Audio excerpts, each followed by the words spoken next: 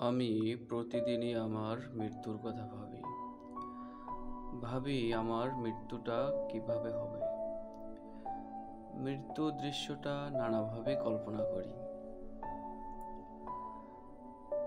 Dengue জ্বরে মৃত্যু হলে কোনো হাসপাতালের বিছানা কিংবা মেঝেই হবে আমার শেষ শয্যা। এ রোগ হলো সর্বরোগের জননী। একবার আমার ডেঙ্গু জ্বর হয়েছিল,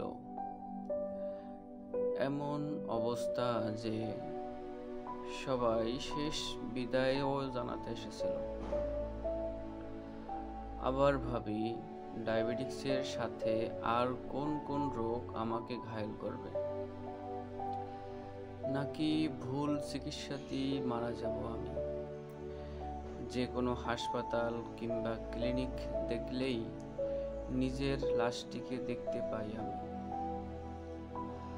আমি মরতে পারি সড়ক দুর্ঘটনাতেও।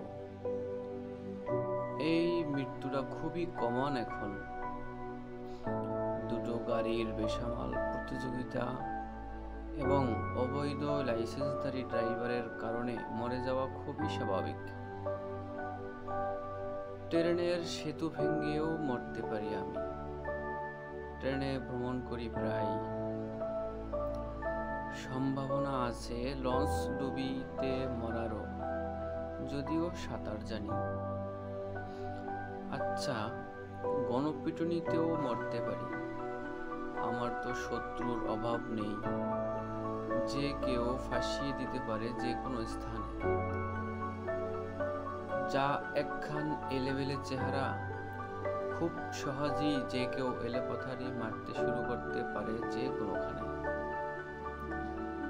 এমনকি ভুলভাল মামলায় ক্রসফায়ারেও যেতে পারি। নেহাত নিরীহ লোক ও তো মরে যায় কত আকস্মিক গোলাগুলিতে। রামদা কিংবা চাপাতির কোপও খেতে পারি। ধারালো অস্ত্রের সুবাদে ফিনকি দেওয়া রক্তের ধারায় মৃত্যু হওয়াও কোনো নতুন ঘটনাই নয়। আরো কত বিচিত্র সব মৃত্যুর কথা শুনি, ভাবি জন্মের সাথে সাথে মৃত্যুর গ্রান্টি নিয়ে এসেছি আমি। আর এই জন্মভূমিতে নানা পদের মৃত্যু দেখি আমি। নিজের মৃত্যু নিয়ে নানান কথা ভাবি।